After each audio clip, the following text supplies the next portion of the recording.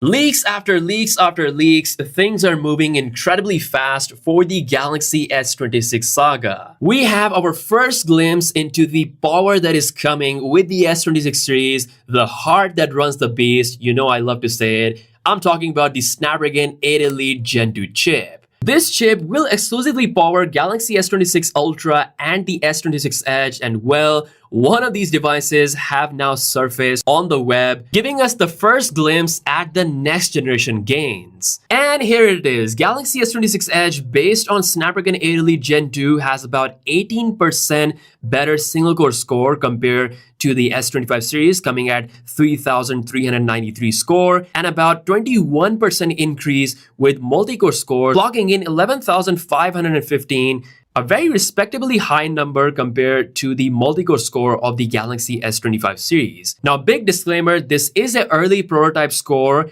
and it is the 4 GHz version of the Snapdragon 8 Elite Gen 2. Because guess what? There's going to be a 4.7 GHz version of the Snapdragon 8 Elite Gen 2 that we're likely going to see exclusive with the Galaxy S26 Ultra. And that one could have close to 4,000 single-core score and an expected 12,000 multi-core score. Again, keep in mind that the S26 Edge is going to be incredibly thin, coming at 5.5mm, so it makes perfect sense that Samsung is going for a slightly less powerful version of the 8 Gen 2, but it still is noticeably powerful compared to anything what we have on current phones like the Galaxy S25 Ultra. And yes, this gives us a 1000% confirmation that there will be a Galaxy S26 Edge. Now, Samsung and Apple are about to change history. We'll talk more about it right after this. If you want unstoppable power anywhere, road tripping, camping, home backup, van life, then it's time to meet the Ampus Andes 1500. This beast of a power station can be fully charged in just 55 minutes with a large capacity of 1462 watt-hour battery. It can pump out 2400 watt continuous and 3600 watt surge charge, which is enough to run nearly any appliance across 13 outputs, 4 AC, 2 USB-C, 4 USB-A, 2 DC, and a car socket. This is a serious powerhouse. I recently took this with me on a quick road/picnic trip, and guess what? I was literally able to charge all my laptops and phones and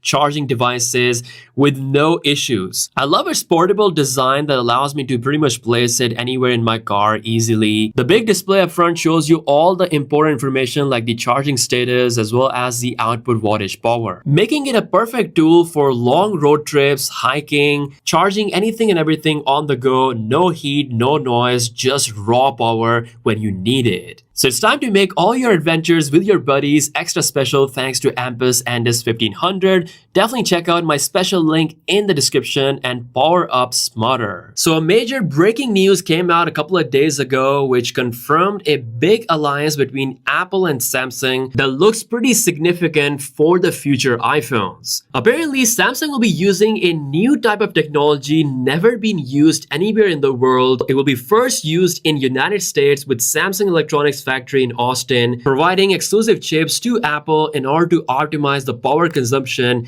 and the performance of the iPhones. The first chip that Samsung is set to manufacture for Apple is a new generation CMOS image sensor. Judging from this, for the first time, we could see Samsung-made camera sensors on Apple iPhones, breaking Sony's 10 years monopoly. This is actually pretty big for Samsung because considering how they already make a very key component of iPhones, which is literally the main display that you look at, and now manufacturing CMOS image sensors for the iPhones, Samsung is gonna make insane amount of money. Now, we're likely not gonna see a Samsung-made camera sensor on the iPhone 17 series. It's too close to that launch. But likely for the future iPhones, Samsung will be a key player. Now, Samsung and Apple can collaborate as much as they want, but by default, they are arch rivals. And well, we now have the smartphone market performance report for Indian market, and this is where Samsung is miles ahead of Apple. According to Counterpoint's research, Samsung is the second largest smartphone manufacturer in India, only behind Vivo, whereas Apple is down at number 7. The Indian market is very competitive with so many options to choose from. Considering all the competition, it's very surprising that Samsung is still able to keep themselves up